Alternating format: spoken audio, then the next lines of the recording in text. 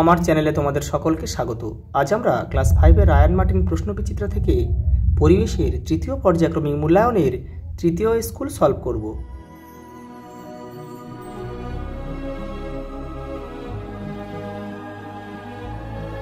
দেখো, প্রথম প্রশ্ন দেখো, পূর্ণিমা তিথিতে চন্দ্রগ্রহণ হয়। প্রথম কাগজ তৈরি হয় চীনে। চাঁদ যার চারপাশে ঘোরে সেটা হচ্ছে পৃথিবী। লেখাপড়া করা শিশুদের আইনত অধিকার সেটা 14 বছর পর্যন্ত। স্টিম ইঞ্জিন চলে দেখো কয়লাতে। তালপাতায় লেখা বইগুলিকে পুঁথি বলে। সূর্য হলো সকল শক্তির উৎস। Safe drive save life. দেখো, পরিবেশ বান্ধব একটি যান হচ্ছে সাইকেল। বয়স্ক মানুষকে সম্মান করা উচিত। পরেরটা দেখো, পাহাড়ি অঞ্চলে বন্যা হড়পা বান। এই যে এখানে 3.1 লিখতে হবে। তোমরা কিন্তু তীর চিহ্ন দিয়ে কেউ মেলাবে না। টারবাইন কি? টারবাইন হচ্ছে জলবিদ্যুৎ তৈরি হয়, তাহলে এটা 3.2 লিখতে হবে।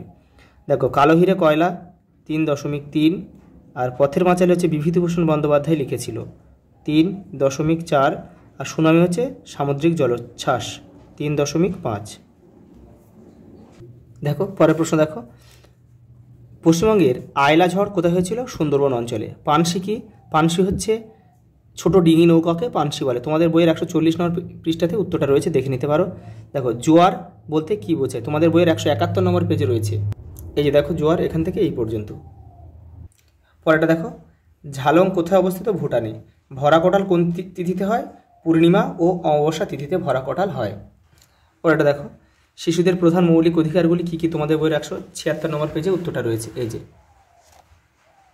দেখো, স্বাস্থ্য ভালো রাখতে আমাদের কী কী করতে হবে? নিয়মিত ব্যায়াম করতে হবে, নিয়মিত সাঁতার কাটতে হবে, নিয়মিত হাঁটতে হবে এবং প্রচুর পরিমাণে জল খেতে হবে এবং স্বাস্থ্যসম্মত খাবার খেতে হবে।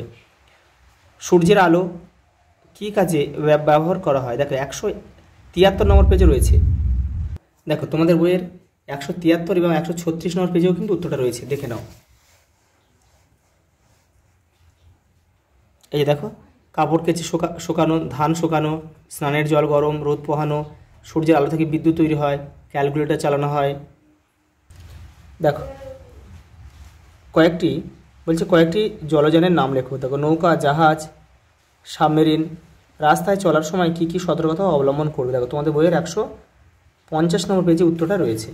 এই যে দেখো এইটা। পরেরটা দেখো, প্রাচীনকালে মানুষ কীভাবে চলাফেরা করতো? তোমাদের বইয়ের 138 নম্বর পেজে উত্তরটা রয়েছে। এইটা এখান থেকে তোমাদের লিখতে হবে।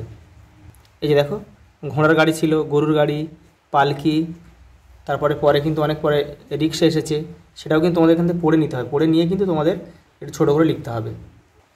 পরেরটা দেখো, তোমার এলাকায় কী কী যানবাহন আছে এটা তোমরা নিজেরা করবে। তোমাদের এলাকায় যেসব যানবাহন আছে সেই সবগুলো নাম লিখবে। আবহাওয়ার খবর কিভাবে পাওয়া যায়? তোমাদের বইয়ের 161 নম্বর পেজে উত্তরটা রয়েছে। দেখো, এই যে দেখো, খবরের কাগজ, রেডিও, টেলিভিশন, ইন্টারনেটের মাধ্যমে কিন্তু আবহাওয়ার খবর পাওয়া যায়। লাস্ট প্রশ্ন দেখো, না লাস্টে আগেটা আছে, এই প্রশ্নটা রয়েছে, তুমি কি কি প্রাকৃতিক দুর্যোগের নাম জানো? দেখো, বন্যা, ঘূর্ণিঝড়, খরা, ভূমিকম্প। লাস্ট প্রশ্ন হচ্ছে, সুস্থ সামাজিক পরিবেশ কীভাবে গড়বে? দেখো, 153 নম্বর পেজে রয়েছে উত্তরটা। এই যে দেখো, সত্যিকার শিক্ষিত মানুষ দেশের সম্পদ। এইটুকুনো লিখে এখান থেকে তোমরা এটা লিখবে পুরোটা। আচ্ছা, এই পর্যন্ত, দেখা হবে পরের ভিডিও।